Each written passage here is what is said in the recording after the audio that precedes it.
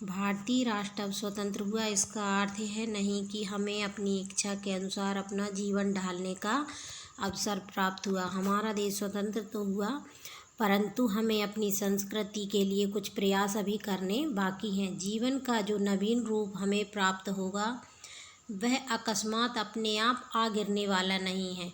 जीवन का जो रूप आएगा हमारे सामने, उसके लिए हमें और अधिक मेहनत करनी होगी। उसके लिए जानबूझकर निश्चित विधि से हमें प्रयत्न करना होगा। इस संस्कृति को बचाने के लिए, आगे बढ़ाने के लिए हमें और भी प्रयत्न करने होंगे। राष्ट्र संवर्धन का सबसे प्रबल कार्य संस्कृति की साधना है। राष्ट्र का संवर्धन अर्थात विकास, राष्ट्र का विकास का जो कार्य है वह संस्कृति की साधना है।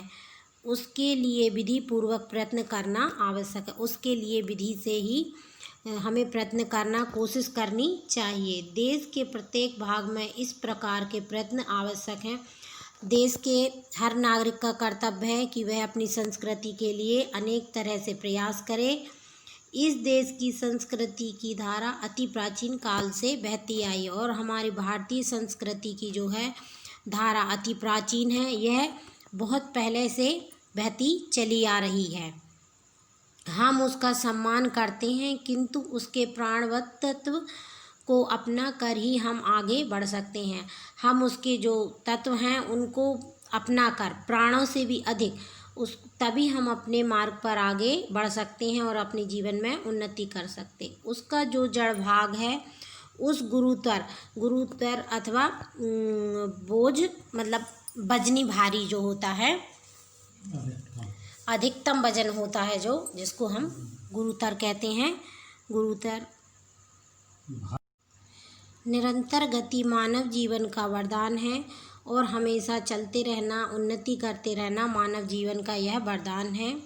व्यक्ति हो या राष्ट्र हो, जो एक पड़ाव पर टिका रहता है उसका जीवन भी ढलने लगता है।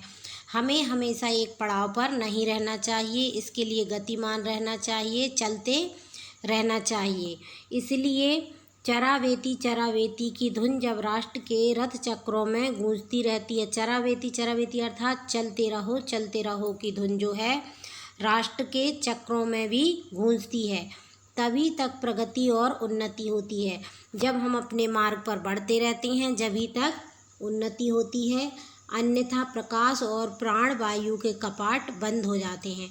अन्यथा जो है प्राण वायु, सांस रुक जाती है और यह सब बंद हो जाते हैं और जीवन रुंध जाता और हमारा जीवन जो है वह रुक जाता है। हमें जागरूक रहना चाहिए। ऐसा ना हो कि हमारा मन परकोटा खींचकर आत्मरक्षा की साध करने लग जाए और ऐसा ना हो कि हमारा जीवन जो है एक आवरण बना ले और स्वयं की रक्षा तो करे और बस उसी को अपना कर्तव्य समझे और इसके आगे ना बढ़े। पूर्व और नूतन का जहाँ मेल होता है वहीं उच्च संस्कृति की उपजाऊ भूमि है। जहाँ पर कुछ नया और पुराना उसका मेल होता है वहीं पर हमारी संस्कृति का जन्म होता है, वहीं उसकी उपजाऊ भूमि मानी जाती है। जैसे कि हमारे रीति रिवाज, रहन सहन, खान पान आदि ये सभी हमारे संस्कृति के अंतर्गत आते हैं। ऋग्वेद के पहले ही सूक्त में कहा गया है कि नए और पुराने ऋषियों दोनों ही ज्ञान रूपी अग्नि की उपासना करते थे। पुराने समय के ऋषि और नए समय के ऋषि भी जो थे वे ज्ञान रूपी अग्नि की उपासना करते थे। यही अमर सत्य है, यही बात जो है वह है सत्य है। कालिदास ने गुप्त काल की स्वर्ण युगीन भावना को प्रकट करते हुए लिखा है। महाकवि कालिदास ने लिखा है कि जो पुराना है वह केवल इसी कारण अच्छा नहीं माना जाता और जो नया है उसका भी इसलिए तिरस्कार करना उचित नहीं है। जो पुराना है उसे भी बुरा नहीं माना जा सकता और जो नया है उसका भी हम तिरस्कार नहीं कर सकते। इसलिए हमको दोनों को ही मिलाकर रखना चाहिए और इससे ही हमारी संस्कृति जो है वह आगे बढ़ती है। बुद्धिमान दोनों को कसौटी पर कसकर किसी एक को अपनाते हैं। बुद्धिमान लोग जो होते हैं वह उसे कसौटी पर दोनों को कसकर रख लेते हैं, लेकिन उसमें जो सत्य होता है, जो सही होता है उसे अपना कर आगे बढ़ते हैं। जो मूढ़ है उनके पास घर की बुद्धि का टोटा होने के कारण वे दूसरों के भुलावे में आ जाते हैं। जो लोग मूढ़ हैं अर्थात मूर्ख हैं, वो दूसरों के टोटे मतलब उनकी बातों में बुद्धि के टोटा यानी कि कमी, बुद्धि की कमी के भुलावे में आ जाते हैं। गुप्त युग के ही दूसरे महान विद्वान श्री सिद्धसेन दिवाकर ने इसी प्रकार के उद्गार प्रश्न किए हैं। श्री सिद्धसेन ने भी जो है कुछ इसी प्रकार की बातें यहाँ पर बताई हैं। जो पुरातन काल था वह मर चुका है, वह दूसरों का था। आज का जन यदि उसको पकड़ कर बैठेगा तो वह पुरातन की तरह मृत हो जाएगा। सिद्धसेन कहते हैं कि ये जो पुराना था वह गया, अब जो है हमारे सामने उसे हमें लेकर चलना चाहिए, नहीं तो मनुष्य भी जो है पुरातन को पकड़ कर बैठेगा तो वह भी एक मृत के समान हो जाएगा। पुराने समय के जो विचार हैं वे तो अनेक प्रकार के हैं।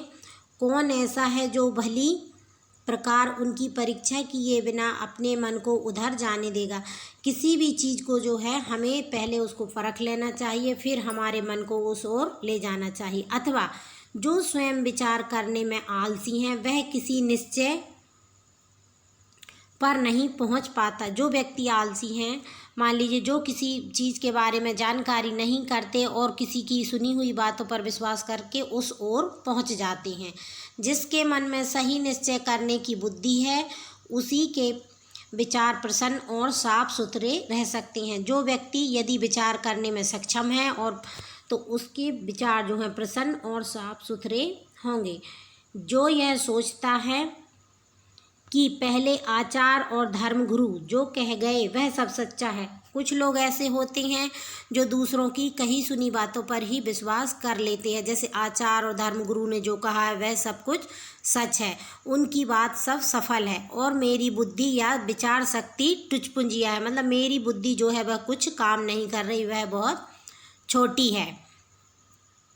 ऐसा बाबा वाक्यम प्रमाण के ढंग पर सोचने वाला व्यक्ति, ऐसा जो है प्रमाण पर सोचने वाला व्यक्ति मनुष्य केवल आत्महनन मतलब आत्महनन यानी कि आत्मा को मारने का जो है मार्ग ही अपनाता है, मार्ग यानी रास्ते को अपनाता है। वह अपनी आत्मा के विचारों को नहीं रखता, दूसरे के विचारों पर ही अपना जीवन चलाता है।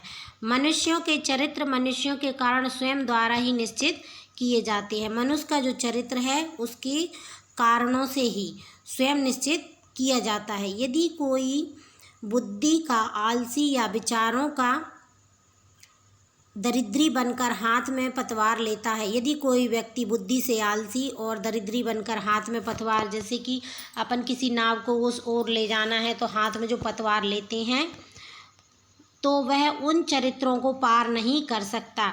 यदि हमें समुद्र से या किसी भी नदी से पार जाना है तो हमें नाव को चलाना पड़ेगा, खेना पड़ेगा, नहीं तो वह उस पार नहीं जा पाएगी। इसी प्रकार यदि जो व्यक्ति बुद्धि से दरिद्री है तो वह अपने जीवन में अपने को आगे नहीं ले जा सकता।